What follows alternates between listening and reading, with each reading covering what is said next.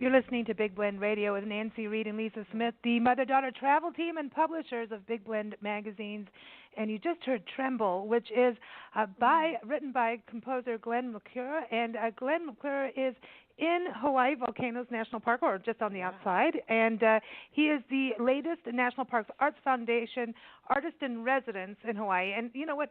Every time someone calls in from there, something different is happening in the world. Yes. Right now we're dealing with the government shutdown that has really affected our national parks. I'm interested to see what's happening over there, but also to chat with him. And also excited to have Tanya Ortega, the founder of the National Parks Arts Foundation, back on the show. And so I want you all to go to Glenn McClure's website. It's artforbrains.com. But listen to the show. I know you'll get stuck in there because once you get in there, you're gonna geek out in a cool way. Also, go to nationalparksartsfoundation.org to learn more about these amazing programs where artists stay in parks for 30 days and really connect with the land, the history, the nature, and get to create. And from Gettysburg to Hawaii to Dry Tortugas to Chaco, these programs are absolutely incredible. First, ladies first, Tanya, welcome back. How are you? I'm great. Good morning, everybody. Hey, where are you? I always want to ask that because sometimes you're on top of a telephone pole, maybe you're on a volcano. You never know. Where are you? I never know myself. I'm good. I am in Hawaii. I am on another part of the island as Glenn, though. I'm over near Kona side. So, yeah, you're in it's Coffee a beautiful Land. Day. Awesome. It's really awesome. It's pretty cold, though. I think we're probably at only about 74 degrees. Listen, I'll cold. take that. Okay, we've been down in the 20s and full of snow here in Tucson, Arizona. We're like, what happened? So I'm coming to Hawaii, But I want to bring Glenn on the show. Glenn, welcome. We're so excited to chat with you today. Thank you very much. It's great to be here. Yeah, I really do geek out on your website, and I've been enjoying. I mean, you're playing with turtles and lava tubes. I didn't know there were lava tubes and trees, and I mean, it seems that you have been like making the most of your time in Hawaii at Volcanoes National Park already. And but yeah, before we get into that, I wanted to go back to the song "Tremble" that we heard because that was composed from your residency at Antarctica, right? Yeah, I was in Antarctica for about 40 days with the National Science Foundation, and I was embedded with a seismic team from UC San Diego out in the Ross Ice Shelf, and so we were pulling seismometers out of the ice that had been gathering data for about 2 years.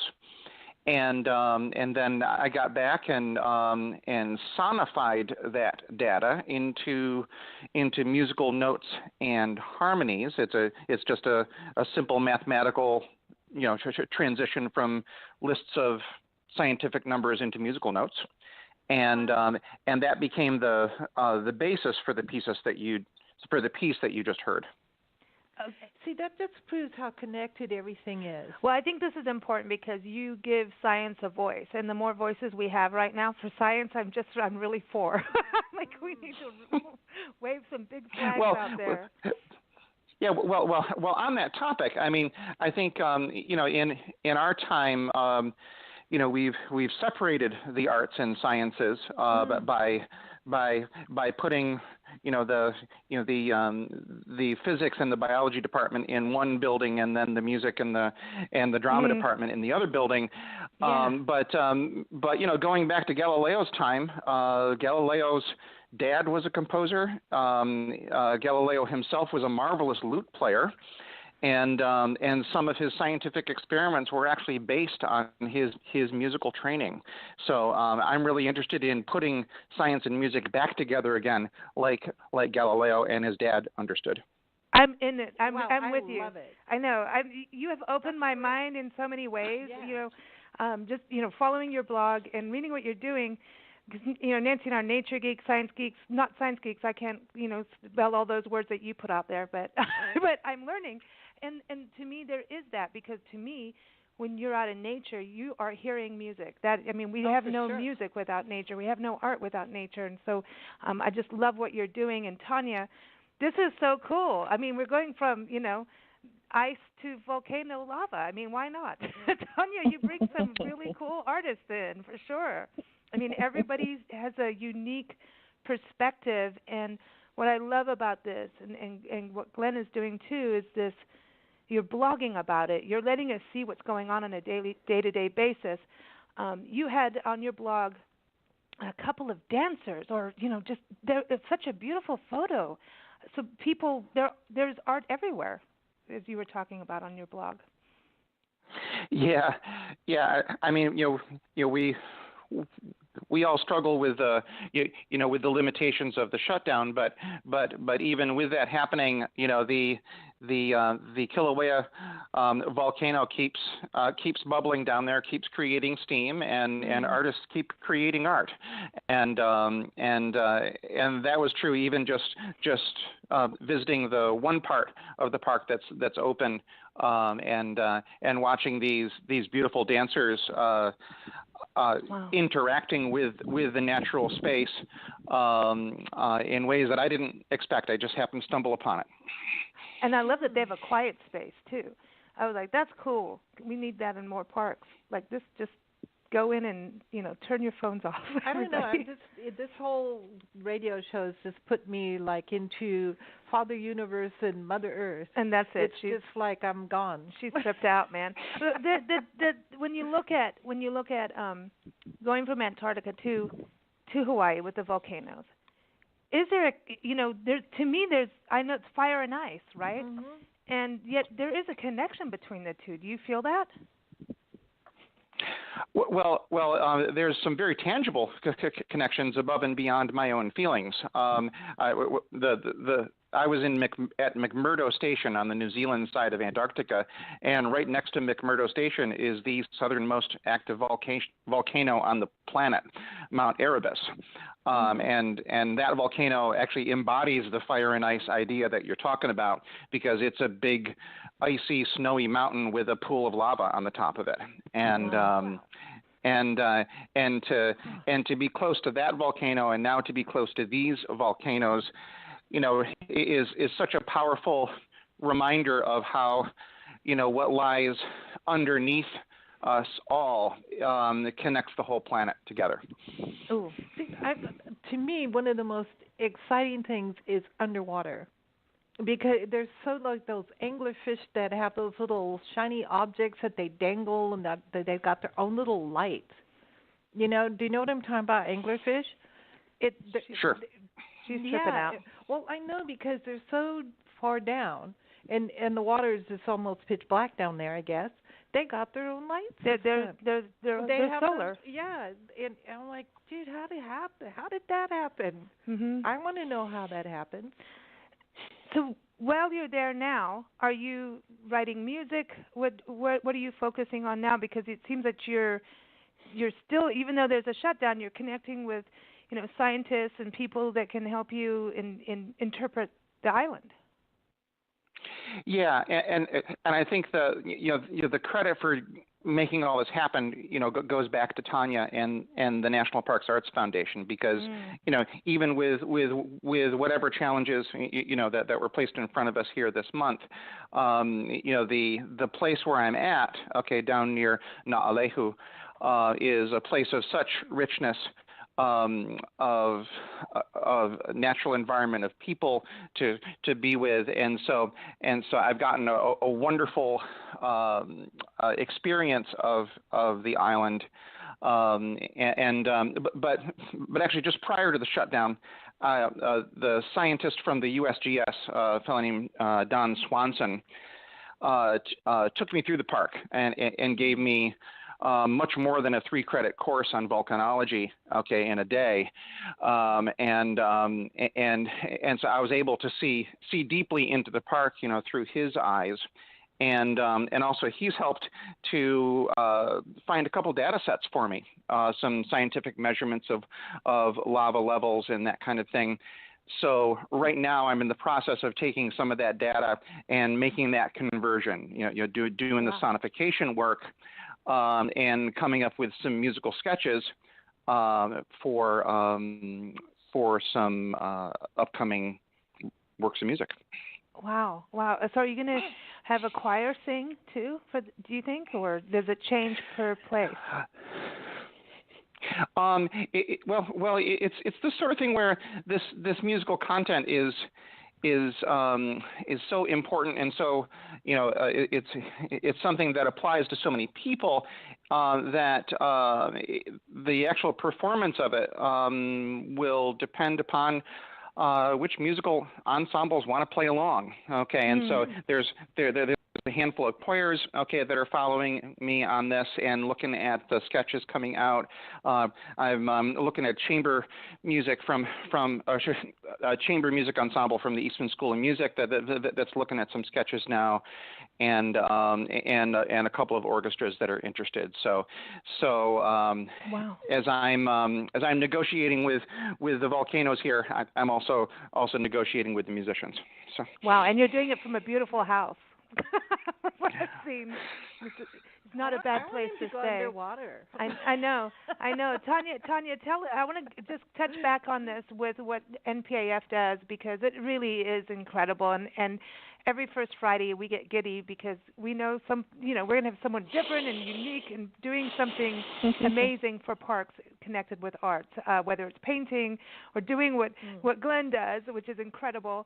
It's really fascinating to me. So you want to give everybody an overview about what happens if if you're an artist, it's open to writers, musicians, pretty much everyone for Hawaii, right, or not?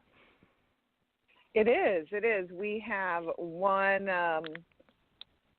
program here in Hawaii that's focusing on music and poetry, but the rest are open. And I think this year we had 5 residencies. So we're very lucky. I mean, I'd love for NPAF to take all the credit, but the artists, including Glenn, did a lot of their own legwork to make sure that their proposals went forward in their vision. And so I guess a lot of what we do is, I mean, half of the time at least, actually more than that, the projects change once you get on site and once you're able to experience Hawaii Volcanoes National Park, or any of the parks, depends on where you go. So the one complaint we have is 30 days never seems long enough. Yeah. So I guess that's good. I love that. I'd agree with that, by the way. So. He's like, I'd like to stay longer. He's already in there like, I want to stay. Okay, so Glenn, I have a question on this, because you get into the data size and, getting into all of that part of it. What about just going outside and just, do you do that where you hike and get the sense of place, of just that open side of it once you understand the history and the science? And I think that's always ever going, right? We can never know everything, but it's incredible, this experience. But just going out and taking a hike, does that help in what you're doing? Oh, of course it does, and it doesn't only help; it is essential to the work, because if we're going to have a greater connection to our natural world in the face of climate change issues and that sort of thing these days, that it's a twofold job. We have to be looking at the science. We have to be looking at all those tools, including the arts, for us to connect to the natural world. But we also just have to walk out the door and get outside. Go have the wheels, the waves pound against you, and the winds blow past your ears, and to experience it in all the senses that nature delivers to us, and all the wonder. I mean, you were mentioning, lava tubes and lava trees earlier. To the notion that a tree can stand tall in the face of a lava flow long enough for the lava to form around it and to encase it in rock is such a bizarre, inspiring, sort of mind-twisting event, and climbing down into the lava tubes, the underground world of volcanoes. All that is essential to having an honest an honest rendering of my experience here. So the tubes, I wanted to go to the tubes because when I was looking at it, part of it looked like a really cool painting, like it, you know, and then the other part of me was, okay, so this is like the teeth of the volcano. Like there's like, I just kind of felt like there's a root canal going on, you know. So I mean, so this is like, I have to dumb it down because I am blonde. When it comes to the tube, this is really where the lava shoots out, or no? No. What happens is that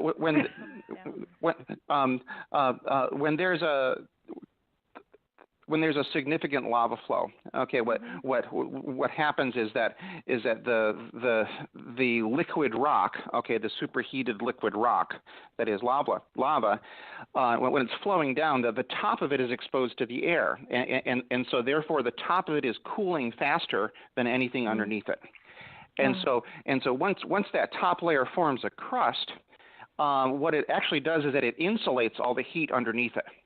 So what happens is that the rest of the lava continues to flow underneath that crust down to the ocean, and what happens as the rest of the lava starts to cool and harden is that these liquid paths, okay, that go all the way to the ocean, empty out, and you end up with these long tubes, these long caverns that used to be the highways for lava from the volcano to the ocean, and they leave behind these amazingly beautiful shapes and colors and lines, you know, as well as just the sense of power and awe that is necessary to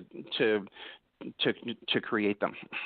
Wow, it's like a big organ, like the big organ pipe. It's like a pie. The crust is always cooler than the filling when you take it out of the oven. Yeah. This is so cool. The crust is cool, and the filling is hot, especially like apple pie. I knew you could explain it to me, Glenn. You know, I need help. When this all goes into the ocean, it's my job, so yeah.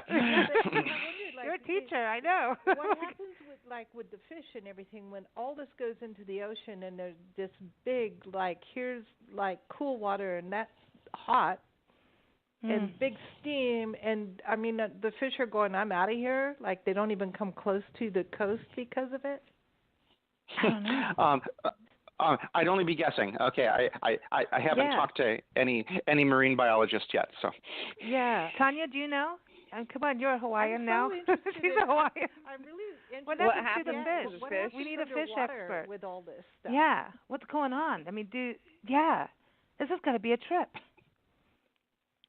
I'd love to tell you, but I'm not an expert in that, unfortunately. Okay, well, I'm going to find one.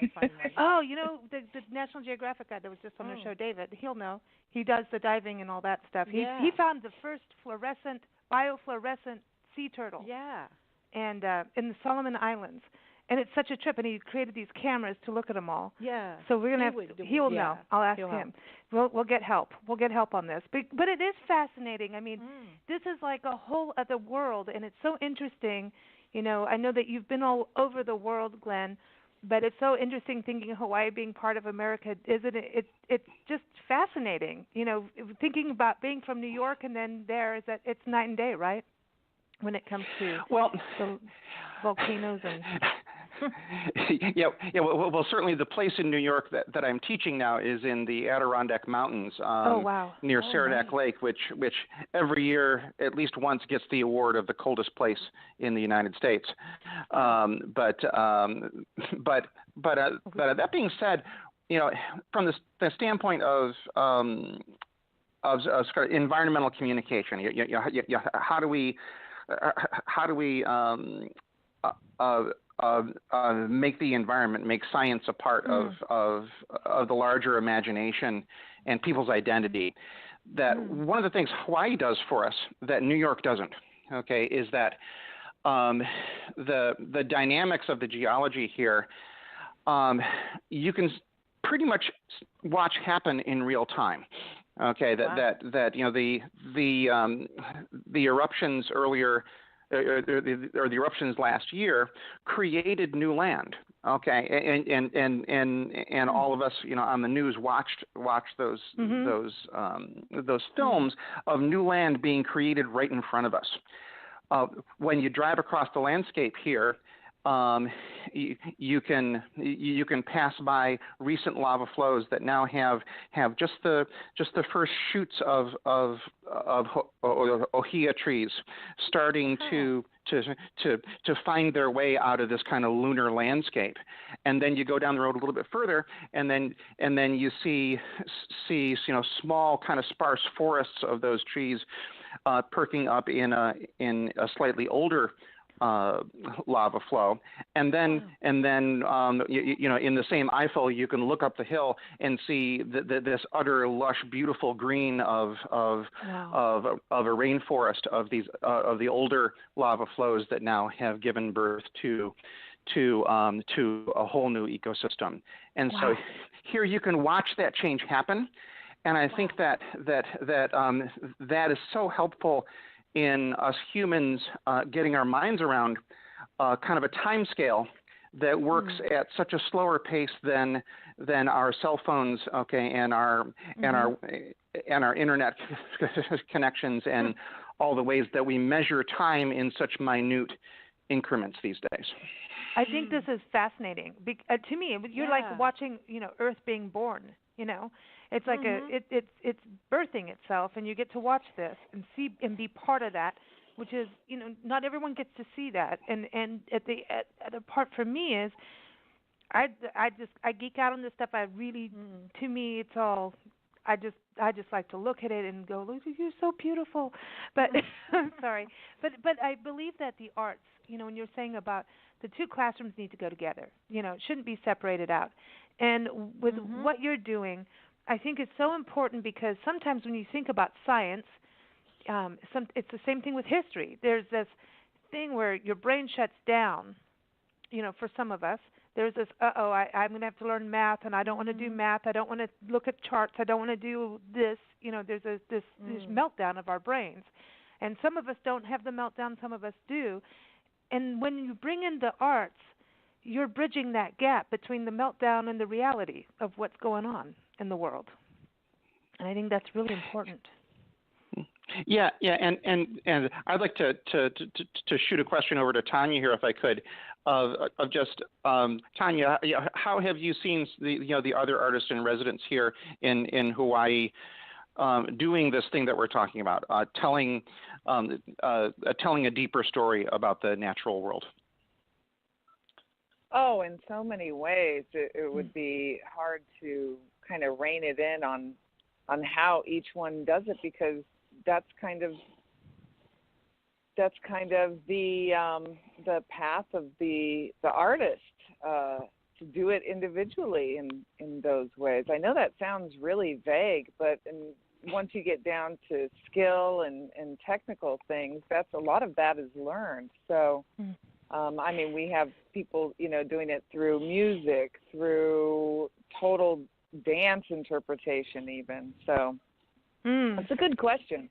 I think that, you might say that the arts are the mouthpiece for nature. Mm-hmm.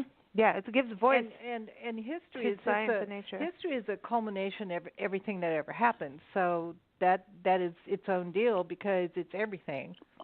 So it's kind of like, if you look at the arts, they are a mouthpiece for somebody's interpretation of something.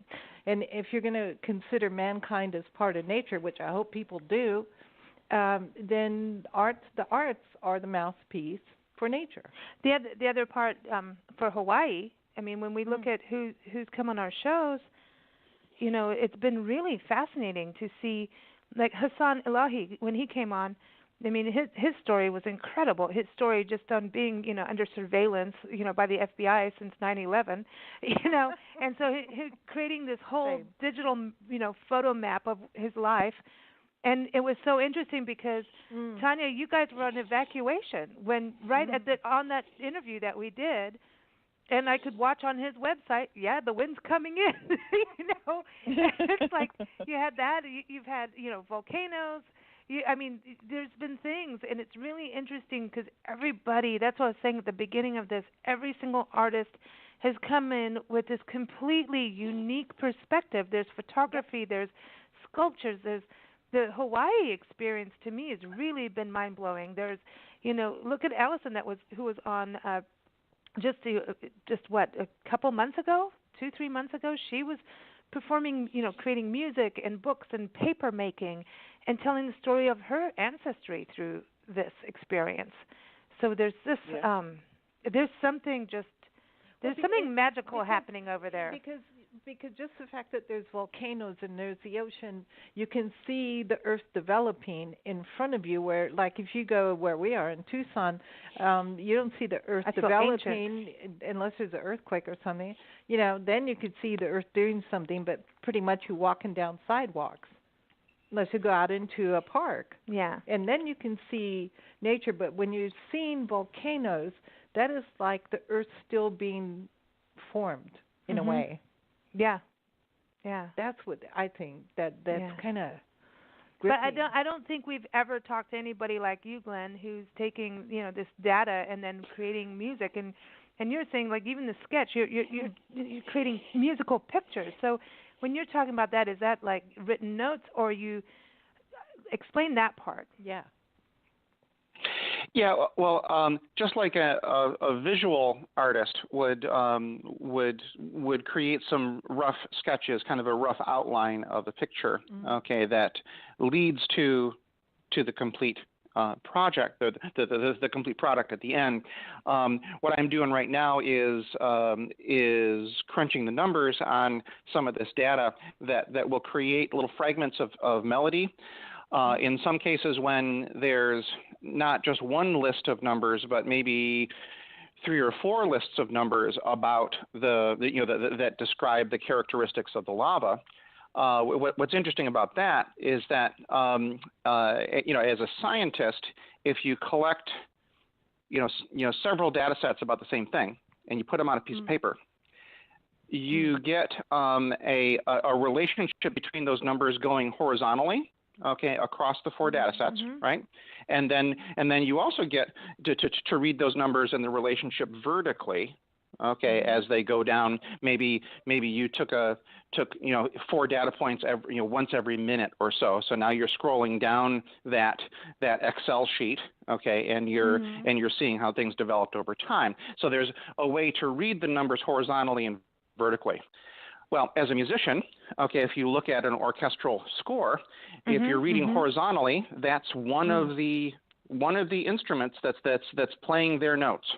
If you read it vertically, it's that instrument with all the others playing together and the interrelationships to them. Cool. So the more that I've done this work with scientists, the more that I find out that there's many more similarities in the way that we do our business than is widely publicized. Scientists and musicians share a great deal in how they take something which is unknown, study it, and try to give it meaning. Wow. And connect it and reading in different ways. So observation changes to be able to play it and to interpret it. There's a different kind of observation than, playing 3 chord songs.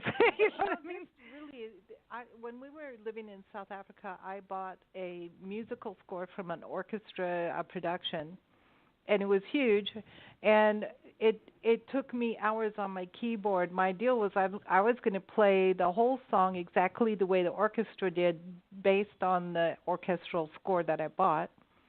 It took me hours to do one note, so I totally get what you're saying. It was like so many instruments, and there was the first violin and the second violinist and the viola, and they all had different notes, and and I never thought of, I didn't even hear of Excel sheets in that time. Yeah. That would have helped. Different. If you could have done something that. This is different. We're blues players, Glenn. This is different for us. That's okay. I played a little blues on the side too. I enjoy that too. But yeah. And playing with Pete Seeger. Okay, seriously, that's tell us about that. That's got to be just amazing. He's such a voice too. Yeah, very, very early in my career, my hometown was targeted for a dump for municipal incinerator ash. And a local environmental group rose up against that. One of those marvelous groups that's made up of scientists, activists, farmers, and grandmothers. And in the process of going up against a couple of multinational corporations with our little homegrown environmental group. The people were getting tired of all the frustrations and the work and the disappointments and the cynicism and the group really needed to have fun. They needed to celebrate the hard work that they were doing, and so I grabbed a couple people and we put together a concert that was meant to sort of, take this issue of burning up garbage and putting it in our environment and making fun of it. And so we created something called the Great Garbage Concert. And of course, keep in mind here, I'm old enough, okay, that creating an environmental program that promoted recycling was considered a very radical thing. Okay, this is before our current recycling programs, and so we were going up against the incineration industry and things like that. And in the midst of doing that, Pete Seeger, who of course had been involved in environmental issues, his whole career, got wind of it, and so the two of us put together 3 shows that spanned a couple different places around New York that were dealing with incinerator issues, and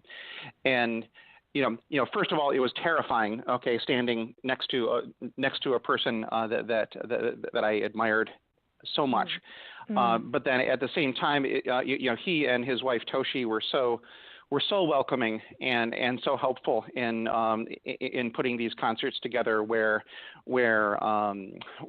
he always made us feel like we were absolutely equal colleagues in the process of doing this activism. So many good memories of both Pete and his wife Toshi.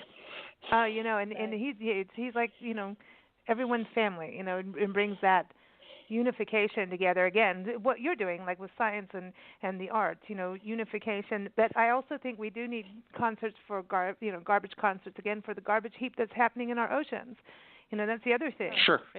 That's so important when we look at what's going on with the environmental toxins that's landing in people's fish. If you eat fish, you're eating plastic these days, and all the birds having plastic in them. And I don't want to put a downer on everything, but we have this side of it, and that's again this importance of where the arts can step in, and it's sometimes an easier way for people to open their minds is through the arts. I'm just saying. That's the way to say it, to do that. And I think that's what's important about these projects. Tanya, did I see right that Death Valley is up now? Like people can apply for Death Valley? Ooh. Did I see something on that? Yes, wow. I think that's out that's now. another extreme, everybody, from the volcanoes to the hottest place in the country. Why not? And you're not going to believe it. We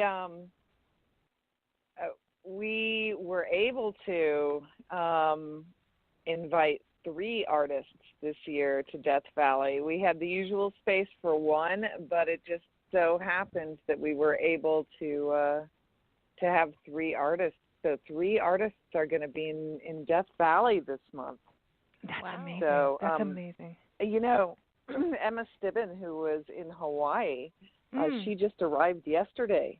I just got an email from her that she just started. Can you imagine going from Bristol, England this time of year to Death Valley? Yikes. Amazing. Well, Death Valley could be kind of chilly now. Oh, it's been different this year. I don't know.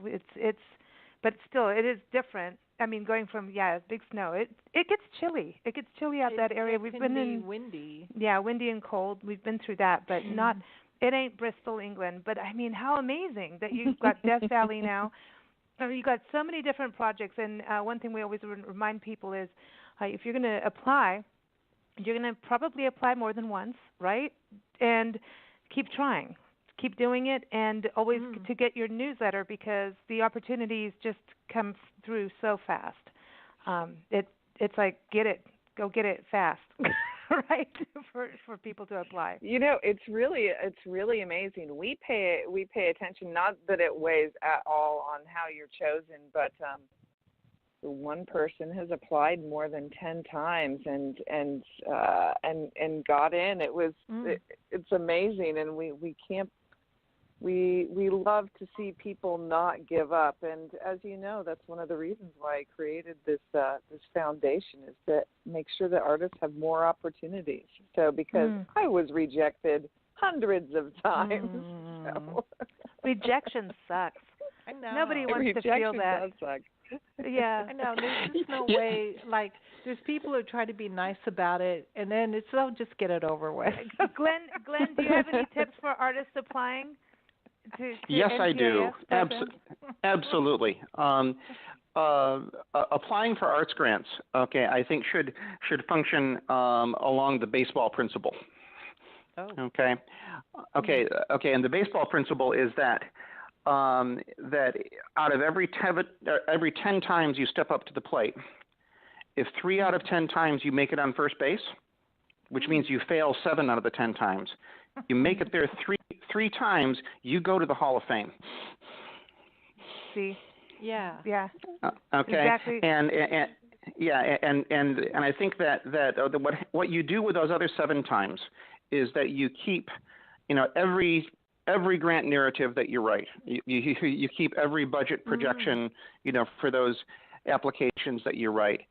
You keep them in a folder because what's going to happen is that in addition to going back to the National Parks Arts Foundation for your next application, well you're going to stumble across 3 other things, and you can cut and paste some of those earlier narratives and make a couple of tweaks in it, and you have an application sent in within only a couple hours. Okay, not having to sweat over it for weeks at a time.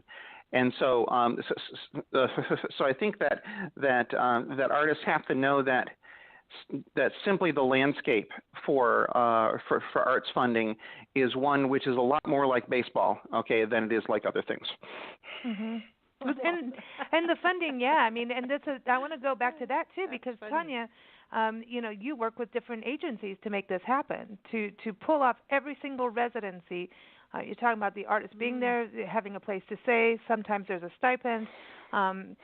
This is not a cheap and easy thing to put together, quite frankly, just in a straight up way, right? It's not, but people never see behind the scenes of what's really going on, and so you never, in many other jobs, you just don't see how much work is on the front end of things. And so, yes, we work every day on making those things happen. And one thing that I do have to mention as far as the application process goes is we've kind of we had a few people who couldn't do the entire process because they're differently abled or whatever, and we are now trying something called an Easy app, where you basically, for the first tier, we've added more staff to be able to handle this on this end, but it's so more people have an opportunity. You basically can, if you elect to, for the first round, just send in your social media, your link to your website and your social media. You can put in an entire proposal from the beginning, but we've taken, hours and hours of work away from people who are applying, so they can just put in simply the simplest things, and we can look over it and say, yes, this is something that we would consider. Give us your entire proposal for a second tier of looking at. So we've made it a lot easier for people to be able to apply. That sounds like our radio shows. I know, but there's a lot of work, and you work with different agencies, different friends groups. And how important is that? When I look at what's going on right now, Tanya, with the shutdown, I'm realizing the enormity of what friends groups do for parks. Now we've worked with them a lot over the years. Just different conservancies, like there's the Yosemite Conservancy, there's the Sequoia Conservancy, there's all these different ones. Out here is the Western Parks Association. I'll get that right. That raise funds, but also help things and help programs like yours. But I'm seeing them be part of cleaning up after people in parks. I'm seeing the enormity of what they do. They're like stepping in almost like the second guard, it seems like, for the parks. Oh, yeah. The friends groups are amazing. They do all of that. I mean, if there's something that a park needs done, the park can't cover it themselves, and so friends groups step in. Yeah. It's huge. If it wasn't for volunteers and friends groups, I'm telling you, our parks, they need them. They need them for sure. What's happening, Glenn? Are you going to be able to do your event with the shutdown happening? Oh, the event will go on one way or the other. There's it. Yes. and we're looking for the right venue to do that in, but things continue while other things are shut down. So. Oh, that's right. Things can keep going on, and Tanya, you've proven that over the years. We've hurricanes and volcanoes and whatever happens, shutdowns now. It doesn't matter. Things are going to happen. I mean, this is everyone's life in a different way, but everything continues. Remember, what happened with Matthew and Julie Chase Daniel over in Dry Tortugas, and they still went back, afterwards after a hurricane. It was amazing. They stayed and helped with the cleanup of the hurricane, and then they came back the following April to continue. So they were there their entire residency time, but they were just helping with the hurricane, the disaster preparedness. And in that course, you have to take disaster preparedness classes in case something like that happens. They were incredible. Yeah, and they just came back the next April and did everything. We're going back. We're going to finish up. So that's the thing. Things happen in the world, but there's a way to make it still happen of what we plan. And so everyone, keep up with National Parks Arts Foundation at nationalparksartsfoundation.org. Sign up for their newsletter and follow their social media. That's a way to keep up with the events that the artists are doing and to keep up with all the different opportunities and keep up with Glenn at artforbrains.com. I love that name. I love that name so bad. That's I love so it. Cool. I know. It's cool. And once you get there, geek out because it's going to happen. And he's also on Facebook, so you can follow him there. Two things before we go. We're going to play Cry, such an important song to play. Tanya, we got to give everybody the announcement of our new T-shirts. See, you haven't been on a show with us with the T-shirts. We got our T-shirt program. Right. Yes, we have a Bald Eagle T-shirt that is for our Love Your Parks tour. So those who don't know, Nancy and I are in less than 4 months, we'll be on the road permanently. And it really is about us going on the road for the rest of our lives because we, once you're on, you might as well go. Coming back now doesn't work. Our whole goal is to document every single park. We started with just national parks, but now it's every single park that we possibly can. And boy, going through the shutdown, did we realize just how important it is. Every piece of space and history is so important. So we're covering every single park in the country as much as we can. And documenting them on our Love Your Parks tour. And we're not going to shut down our website. We ain't shutting down anything. So anyway, and we also cover the communities and tell stories about the communities because they're all connected. And so we decided from our first tour that we did for 3 years, we decided, we're going to start a T-shirt line because people wanted that as we were traveling. We want something from this, And so we've got a kind of like a soft launch of T-shirt line, and it's kind of a fundraiser for us to have gas money because it's a lot of gas money going on until we, maybe we need to have French fry bus or something, to go across the country. Biofuel, I don't know. We'll get there. Oh, okay. Could you imagine? What? I know. Either that or I'll just eat a lot of beans to get across. But anyway. Oh, boy, I'm not sitting in the back. Anyway, So 50% of one T-shirt, our initial T-shirt, Love Your Parks Tour T-shirt, it says "I love my parks" on it. Shows all these different things you can do in parks. 50% of the proceeds goes to the National Parks Arts Foundation. We just launched a second T-shirt, which is a bald eagle, and 25% of the proceeds go to the National Parks Arts Foundation's program for veterans, because they have an amazing veterans program for artists. And 25% also goes on that same T-shirt to the Independence Fund for a campaign to raise funds for an all-terrain wheelchair for veterans returning home, so that they can go out into nature and go out on where we would normally walk. If they can't walk, this chair will take them there. That's right. So it's an amazing program. So that's what we started. You can check it out at nationalparkstraveling.com or go to loveyourparkstour.com. But it's going to be fun, Tanya. We're going to have all kinds of T-shirts as we travel. So I am so excited. You know, I was wearing my first T-shirt the other day, and I have to tell you, it is soft. It's a nice T-shirt. You guys picked well. Is it good? Cool. Yeah. Cool. We like it. Yeah, people have been telling us the quality. They're liking it. People have been sending us photos, and they've been doing Facebook videos like, "Let me do a pirouette for you in my T-shirt." It's cool. It's awesome. I'm so excited. Both of us. So you know, Nancy and I, when we travel and we get on the road, you know that's it. All we're wearing. It's jeans and T-shirts. So don't ever expect us in high heels or anything ever. Yeah, that's not happening. It's not happening. All right. So Glenn, tell us about Cry. Cry is another piece that came from the sonification of seismic data on the Ross Ice Shelf in Antarctica, and here the melody itself comes from those. From that scientific data set.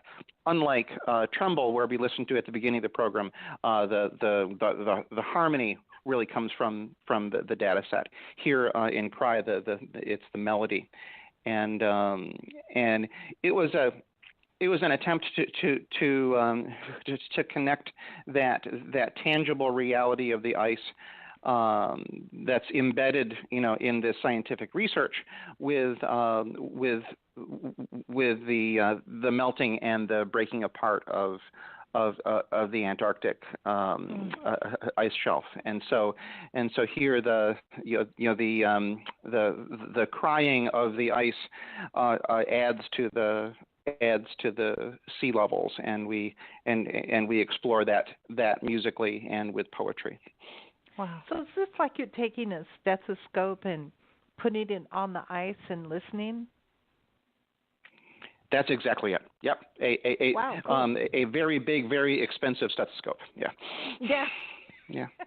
Everybody needs a big stethoscope. I'm just saying. No, that's cool. That's cool. Well, hey, listen, Nancy does weird things with trees where she meditates with them and feels their heartbeat. So yeah. There you go. What's the difference? It's the same thing. Any.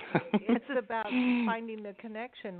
There's an exercise I know that you've probably already done. Yes, she's like, oh, not again. Not She's again. rolling her eyes. People, get down on your hands and knees next to your favorite tree. Take your right hand, put your palm on the tree trunk, and wait there and stay there with your eyes closed until you feel the heartbeat of that tree. Then you will know what the earth is. There you go. Yeah, right. and just to add upon that, the process you just described is sort of one new way for us to listen to the natural world. Yeah. And I think the more ways we can find to listen, with being out in the natural space, with going to concerts of music about natural spaces, of going to art exhibits and dance and drama performances, it's all these new ways that in our era we have to listen better, and to listen better we have to find new ways to do it. And this opportunity with the National Parks Arts Foundation, I think, is helping us all listen better. I agree. Totally. The amazing musicians that we've had on shows over the years. I mean, it's just, you're absolutely right. It's so cool. I mean, I'm just waiting for them to create a CD of everybody's music. Just saying, Tanya. Yeah, Let's see, hello. on the air. With cover art. Oh, that's not a bad idea. I like know. that. And we want cover art. Yeah, and a vinyl album too. Yes. Can't just be a CD or downloads. It's got to be vinyl. No, just not, saying. yeah. It has But to be real. It can be you whatever have to it be is. able to touch But it. like all this music, Hunter Nowak that was on the show too. Playing out in nature with his piano is incredible. It's mind blowing. All this art that's out there. So just everybody, it's such a cool program. NationalParksArtsFoundation.org. Go there, and also go to artforbrains.com. You're going to love it. I love and that. here it is. We're going to play Cry. Thank you so much for joining us, Glenn. Enjoy the rest of your residency, and thank you so much for joining us and for all that you do. Okay. Thank you so much for having us today.